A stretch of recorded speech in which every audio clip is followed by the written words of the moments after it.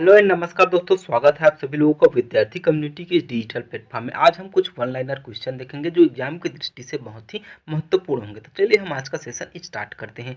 ऋग्वेद किस युग में लिखा गया? तो यह जो होती है वो लव युग में लिखा गया था। आपको मालूम होगा कि हमारे भारत में जो होते हैं चार वेद है, ऋग्वेद, सामवेद, यजुर्वेद और अथर्ववेद। अगला है हमारा, सांख्य दर्शन की स्थापना किसने की थी? तो सांख्य दर्शन की स्थापना जो है कपिल ने की थी।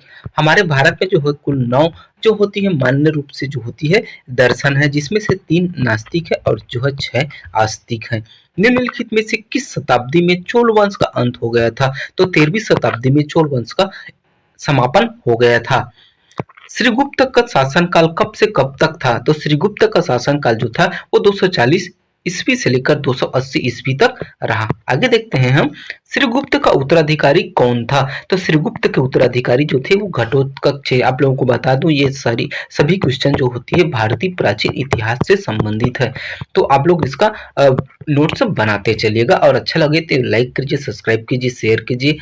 चलिए आगे बढ़ते हैं। घटोत्कच किसका पुत्र था? तो घटोत्कच जो था वो श्रीगुप्त का पुत्र था। घटोत्कच का शासनकाल कब से कब तक था? तो घटोत्कच का जो शासनकाल था वो 280 से लेकर 320 ईस्वी तक रहा।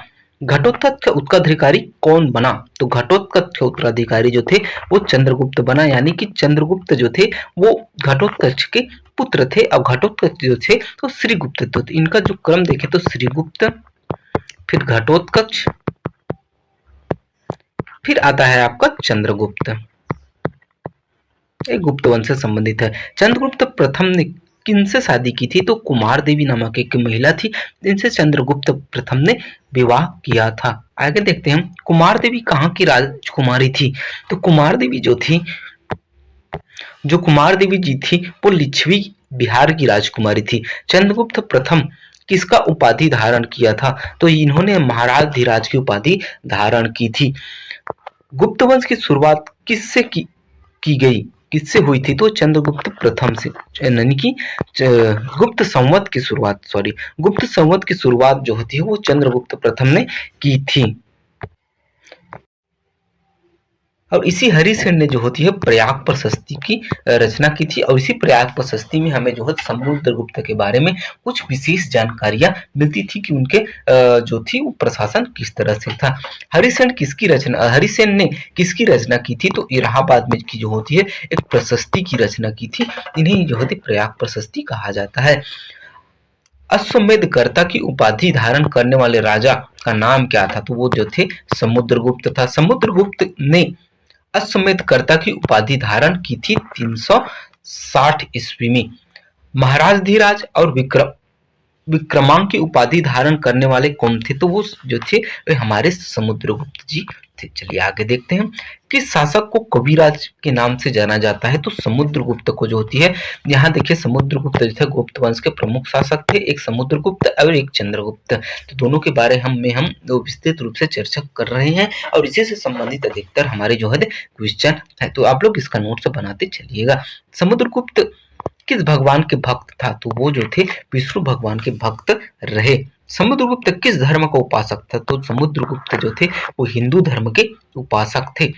समुद्रगुप्त ने के मृत्यु के बाद मगध का सिंहासन पर कौन बैठा? तो वो जो थे रामगुप्त बैठे थे। अगर हम गुप्त वंश के पूरी विस्तृत अध्ययन देखें तो सबसे पहला कौन आता है? श्रीगुप्त, फिर आता है घटोत्कच, घटोत्कच के बाद आता है चंद्रगुप्त, चंद्रगुप्त का पुत्र आता है फिर समुद्रगुप्त और समुद्रगुप्त के बाद आता है हमारे रामगुप्त। चलिए आगे देखते हैं, गुप्त वंश का सबसे कमजोर शासक कौन था? तो अंतिम शासक जो था वो रामगुप्त सबसे कमजोर शासक था अभी तक में। रामगुप्त की हत्या किसने की थी? तो इसी रामगुप्त की हत्या चंद्रगुप्त द्वितीय ने की थी और इसी चंद्रगुप्त द्वितीय ने जो थे वो विक्रमादित्य की उपाधि धारण की थी। चंद्रगुप्त द्वितीय कौन था? तो रामगुप्त का छोटा भाई था। रामगुप्त के मृत्यु के बाद मगध के गद्दी पर कौन बैठा? तो चंद्रगुप्त द्वितीय जो थे वो जो होती है वो मगध की गद्दी पर बैठे थे। चंद्रगुप्त द्वितीय मगध की गद्दी पर कब बैठे? तो 380 ईस्वी में मगध की गद्दी पर वह बैठे थे। चलिए आगे देखते हैं, विक्रमादित्य के नाम से किस शासक को कहा जाता है? आप लोगों को बताया मैं कि चंद्रगुप्त जो द्वितीय है उन्हें ही जो है विक्रमादित्य की उपाधि उपाधि दी जाती है और यही उपाधि धारण की थी। चंद्रगुप्त के दरबार का महान कवि कौन था? तो महाकवि कालिदास जी थे। आगे देखते हैं हम। चंद्रगुप्त द्वितीय ने अपना पहला राजधानी कहाँ बनाया था? तो पाटलिपुत्र को अपनी पहली राजधानी बनाई थी। चंद्रगुप्त द्वितीय ने अपना द्वितीय राजधानी किससे बनाया था? तो द्वितीय राजधानी उज्जैनी और प्रथम राजधानी पाटलिपुत्र थे। चंद्रगुप्त द्वितीय की महारानी का नाम क्या था? तो उनकी महारानी का नाम ध्रुव स्वामिनी था। चलिए आगे बढ़ते हैं। चंद्रगुप्त द्वितीय का उत्तराधिकारी कौन बना? तो चंद्रगुप्त द्वितीय का उत्तराधिकारी जो थे वो कुमारगुप्त प्रथम बने। कुमारगुप्त प्रथम का दूसरा नाम क्या था? तो महेंद्रदित्य उनका जो था वो दूसरा नाम था। नालंदा विश्वविद्यालय की स्थापना किसने की थी? तो इसी नालंदा विश्वविद्यालय की स्थापना जो है ये कुमारगुप्त ने की थी, जहां पर ह्वेन-सांग जो थे आए थे। कुमारगुप्त का शासनकाल किस लिए प्रसिद्ध है? शांति और समृद्धि के लिए। रामगुप्त जो थे वो कमजोर शासक थे और समुद्रगुप्त थे सबसे शक्तिशाली शासक थे और दूसरे शक्तिशाली शासक जो थे वो चंद्रगुप्त द्वितीय थे। और शांति और समृद्धि का शासनकाल जो है वो कुमारगुप्त के शासनकाल को कहा जाता है। कुमारगुप्त का उत्तराधिकारी कौन था? तो कुमारगुप्त का उत्तराधिकारी जो थे वो स्कंदगुप्त जी थे। चलिए आगे देखते हैं हम। स्कंदगुप्त का शासनकाल कब से कब तक रहा? तो इनका शासनकाल 445 ईस्वी से लेकर 467 ईस्वी तक रहा। स्कंदगुप्त ने सौराष्ट्र का गवर्नर किसे बनाया? तो पर्णदत्त जो थे उन्हें स्कंदगुप्त ने जो है वो सौराष्ट्र का गवर्नर बनाया था। चंद्रगुप्त गुप्त वंश का अंतिम शासक जो थे वो कौन थे? तो वो जो थे भानुगुप्त जी थे। गुप्त काल में ग्राम प्रशासन कैसी इकाई थी? तो एक जो थी एक छोटी इकाई थी। गुप्त काल में ग्राम सभा के मुखिया को क्या कहा जाता था? तो वो जो थे ग्रामिक कहा जाता था। चलिए आगे देखते हैं। ग्राम सभा के अन्य सदस्यों को क्या कहा जाता था? तो महत्तर कहा जाता था। ग्राम समूहों की छोटी इकाई क्या कहलाती थी? तो वो जो थी वो पेठ कहलाती थी। गुप्त साम्राज्य का उदय कब हुआ था? तो ये जो थी तीसरी शताब्दी के आसपास हुआ था। गुप्त साम्राज्य की स्थापना किसने किया था? तो हमने पहले ही पढ़ लिया था कि श्रीगुप्त जो थे वो गुप्त वंश के संस्थापक थे।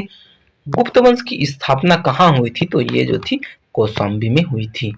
यहाँ तक वीडियो देखने के लिए बहुत बहुत धन्यवाद। अगर आप लोगों को वीडियो अच्छा लगा होगा तो लाइक कीजिए, सब्सक्राइब कीजिए और ज्यादा से ज्यादा लोगों तक शेयर कीजिए। मिलते हैं ऐसे ही किसी नेक्स्ट वीडियो में, तब तक के लिए जय हिंद, जय भारत।